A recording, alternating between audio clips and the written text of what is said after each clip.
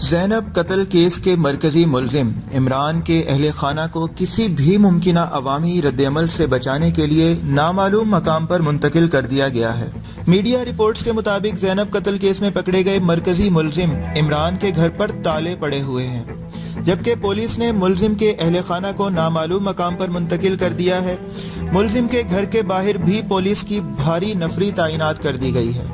ملزم عمران کے گھر کے باہر ڈیوٹی پر موجود پولیس اہلکاروں نے نجی ٹی وی سے گفتگو کرتے ہوئے کہا کہ وہ زینب کے قاتل کے حوالے سے کچھ نہیں جانتے۔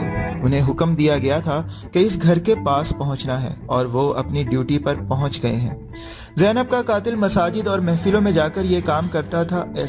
دوسری جانب وزیر قانون پنجاب رانا ثناءاللہ نے ملزم عمران کے اہل خانہ کی حفاظتی تحویل کی تصدیق یا تردید کرنے سے انکار کر دیا۔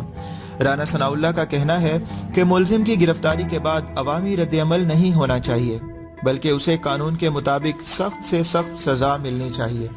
کسی بھی شخص کو حفاظت کے نقطہ نظر سے حراست میں لیا جا سکتا ہے، لیکن ملزم عمران کے اہل خانہ کی حراست کی تصدیق نہیں کر سکتا۔